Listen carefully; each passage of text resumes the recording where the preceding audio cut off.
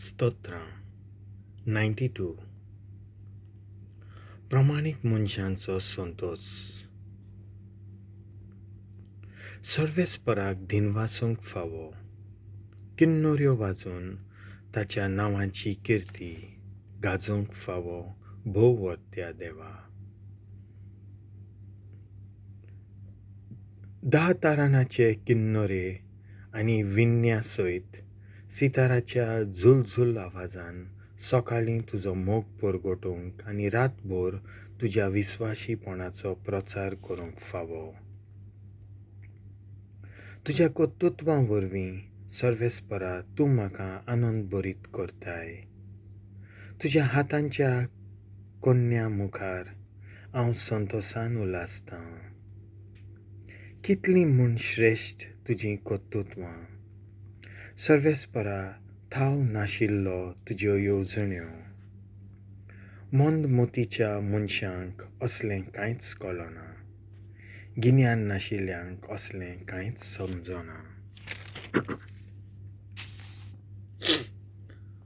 तोंडावरी नश्टे मनीस मातल्यार मातून पापी सगळे रसरसल्यार रसरसून.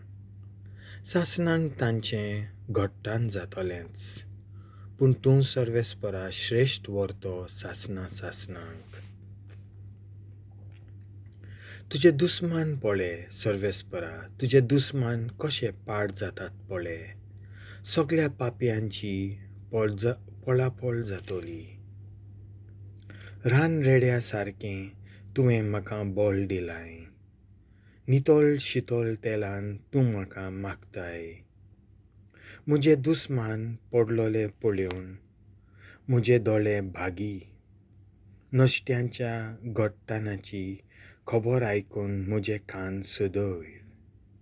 प्रामाणीक मनीस माडावरी वचतलो. लेबानाचो देवदार कसो तो वाडटलो. सर्वेस्पराच्या घरांत रोंपलोले आमच्या देवाच्या आंगणांत असले मनीस माततले.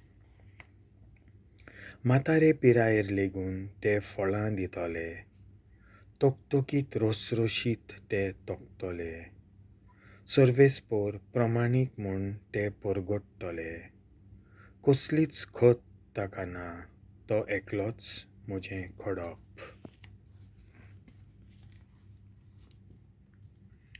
देवाचें उतर हें.